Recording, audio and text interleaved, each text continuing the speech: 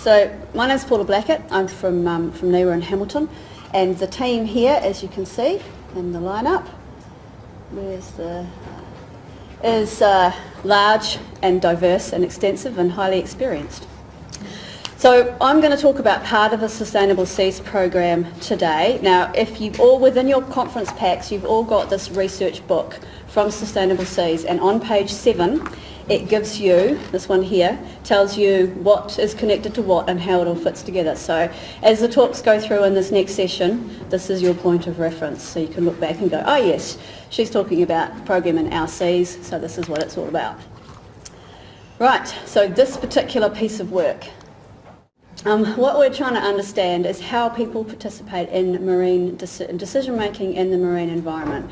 Now, we believe that there's many ways in which this actually occurs. So we started out to try and understand that, because we sort of believe that it's important to understand the multiple ways in which people can participate in decision making so that we can enable better participation. So this was the mission that we were charged with. So the first point of start really was participation. What actually is it? What does it mean? We know that there has been a proliferation of participatory processes within New Zealand. It's largely led by the water agenda. It is strongly driven by a desire to make better decisions, to be more inclusive, to achieve change, and to sort of manage that resource conflict. There's also an element of attempting to or ensuring social legitimacy for enterprises to continue business operations.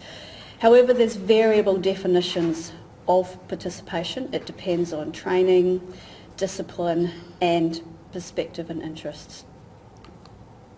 So we have really used a very broad definition of participation, essentially to be involved in some way, shape or form in decision making in the marine environment. What we set out to do within New Zealand to understand this was to prepare an inventory and go, okay, what actually has happened in New Zealand over the last little while? And actually consider some of these and attempt to bring them into categories and clusters.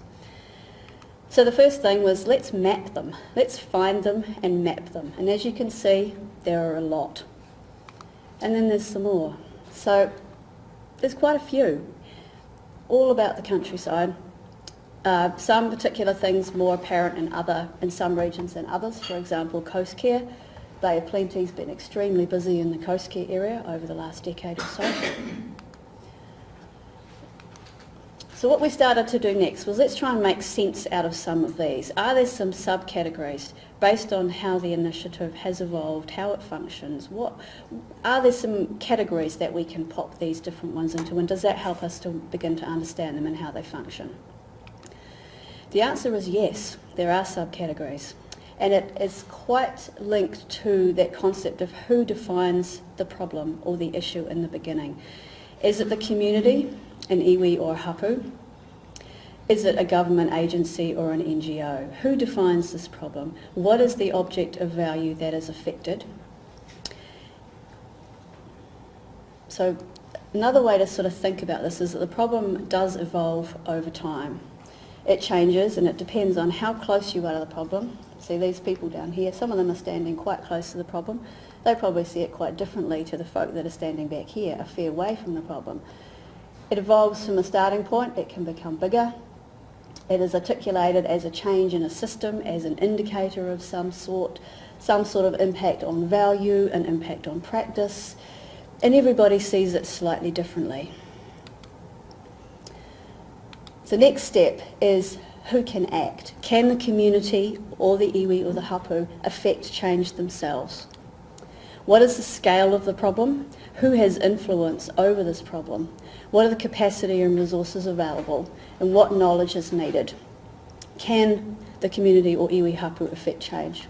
If the answer is yes, we tend to get to local scale action, like coast care groups, stream care groups, or some kind of local action. This will persist as long as all the conditions remain stable and that the knowledge is still accessible and the resources are still there.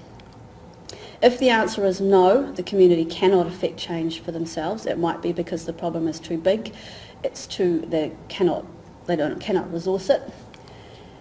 Then the next question becomes, is this acceptable? What is it of value that is affected? How significant is that? To whom? And how does it all play out? If it's not acceptable, then activism is likely. So by this we mean lobby groups or protests. If it is acceptable, the situation persists until some point where it either becomes not acceptable any longer or the resources or the power balance shifts. Now we'll go down the other chain. So if the problem is identified by an external agency, the question becomes, do they act? If they don't act, is this acceptable? Again, what is the value of what's affected? What is the significance and the impact, and to whom? If the answer is no, no surprises here, we go down to activism and lobbying. And this situation will persist until something happens up here and some action is taken. If the answer is yes, it's acceptable, then we just trundle along until some point changes. Somehow it becomes unacceptable or there's a shift in power. If the regulatory agency or an external agency acts, how do they act? What do they do? What decisions are made? What structures are put in place? Is the community's need for inclusion incorporated? Basically, these questions here over here become highly relevant. What are the processes? What are the capacity? Who can be involved? Whose knowledge is valued? All those sorts of questions become highly relevant. If the answer is yes, the decisions are acceptable, then participation is likely and everybody will get together and get on with the job. This situation will persist until something goes a little bit sideways up here. If the answer is no, we get to the point where the community or those involved start to ask themselves the question of, well, can we actually change this process? What power and capacity do we have to alter this to make it meet our needs in a way that suits us better? If the answer is yes, then the change happens and everybody gets on with the business.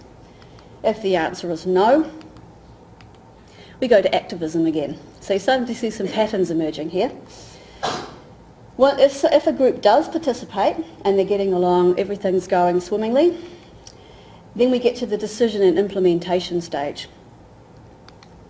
Who does this? How is it done? When is it done? All those sort of critical questions. If this is all acceptable and everybody's happy with that, then the community will largely support decision making and implementation and just effectively, once again, get on with it. This is where we start to see collaborations, joint implementation, joint monitoring occurring and persisting. If the implementation stage is not acceptable, the question once again becomes, can the community change the process? And we start to follow this track again. So if the answer is no, then activism is likely. If the answer is yes, then the structure will change and everybody will be back right in with this again. So it's a complicated little diagram, but it intuitively makes sense and helps us sort of explore why the types of participation exist that do. So there's the whole mess. So what we did next was, right, well, let's look in a bit more depth at some of these initiatives and get into it a little bit more and get a few more details and really understand what's been going on. So we chose 4 case studies, and to date we've interviewed 21 people. The list is here. We've tried to get a range of initiatives across that sort of spectrum, so from the lobbying/activism corner, the large, complex collaborative processes, the situations where the communities have acted on their own, and we ended up resolving it down to the Kiwis against seabed mining, the integrated Kaipara harbour management, sea change, and the Able Tasman Aotearoa Give a Little project. We've situated them here to make a complicated diagram considerably more complicated, but it helps you kind of understand where they sit. So these are the kind of the community-driven ones, where the community could do something or could engage in activism, and these are where complex collaborative situations emerged. And now I'm going to hand over to Erena, who is going to talk about the rest of it, and she will have to put the microphone up. Thanks, Paula. Hi, I'm kia ora koutou. So this is necessarily going to be a very broad summary of a lot of complicated detail. So so we've done those interviews with those 4 case studies, and although they have been quite different, like Paula said, so from the sort of community, CHASM is the people who are doing all the fighting of in the environmental court, I think it is. Okay, sorry, that bright light is somewhat distracting me. Against the mining proposals that are going ahead. So that's quite a different thing from, for example, the Hauraki Gulf Sea Change Marine Plan, which has involved 100-odd people in the very basic version of the plan. And then there's the Awaroa Give a Little project. You may remember about a year ago, a couple of brothers from brother-in-laws in Christchurch said we're going to try and stop that piece of beach in Abel Tasman National Park from being sold to foreign buyers, and they did a Give a Little page, and anybody could contribute to that, and that was actually a successful campaign. They raised enough money, and then they had collaborations with DOC and iwi about what would then happen to the land which got gifted to DOC. So that's quite a different thing.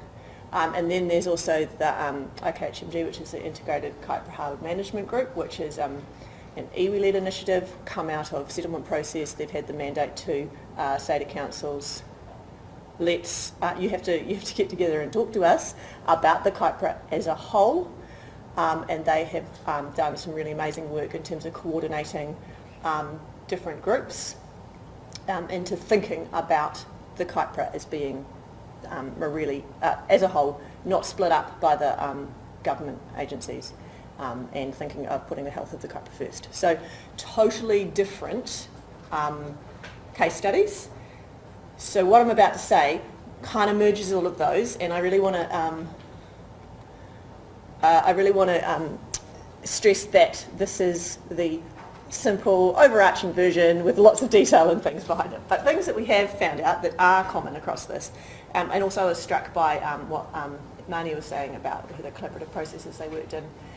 Lots of similarities from what she was saying as well. So you got to confront power relations. That's a really important thing. Where does the power sit, and who's got it? Is this going to change any power relations? Is this going to make people uncomfortable and afraid, or is it just status quo and the people who usually don't have power still going to have power, and the people who do usually have it? So being aware of that kind of thing in participatory processes is really important. That Māori are partners and not stakeholders. Yep. 1 minute. Sorry, okay. I'll just put them all up and then I'll talk about them together, and you can read them as well because that'll be easier. Okay, so Māori aren't stakeholders. They've got to be in there at the beginning. Good, successful processes that we've seen have got that going for them. These are all quite obvious, really. Trust and relationship takes time, years. You can springboard off them, pre-existing ones, but you can't rush making them. Bringing your experience but not your advocacy to complicated arrangements, so you aren't representing but you're there. Integrity, honesty, trust, communication, all levels, all the time, frequent, early, open, often. Like, that is one of the key features of these processes that have been successful. Forecasting things ahead and working on them before they happen. Strong, well-managed, well-led teams. Needing to have some kind of debrief and reflection being part of things. That's something that people have talked about that often doesn't exist, and they kind of wish it does. So a process might end and then people are kind of left adrift and all of their knowledge and capacity that they've built up disappears. And aware of bigger context, so Crown iwi relationships, other politics going on, agency relationships, community hot points, what this might shift. Okay, limiting factors. Lots of those as well. So how long this is going to happen, what your time frame is, that the horizons are planned for, so Māori have longer horizons that they're planning for actively compared to, say, a government agency might be working on a 3-year time frame. The capacity of the people involved and the hours they've got and the number of people. Continuing, keeping their knowledge, because lots of these are volunteer things and so things turn over. I've talked about the shifts in power. I do want to just say a little bit about this. This is one that's really interesting. Within complicated projects, different people think about things different ways and often don't see the same thing as successful.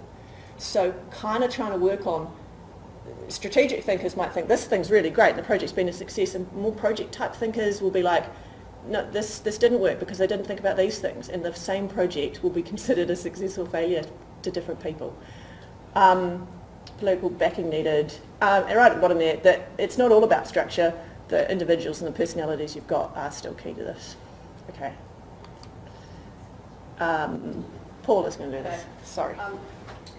So some of the sort of overarching points are that governance and institution both constrain and enable participation in different ways. That our understanding of power and power relationships in participatory processes is probably still quite naive. It's not an even playing field. Different people have different influences and different people are involved or excluded for various reasons. There are capability and capacity issues, and implementation remains a very large gap. All right, thank you. Sorry, funny start.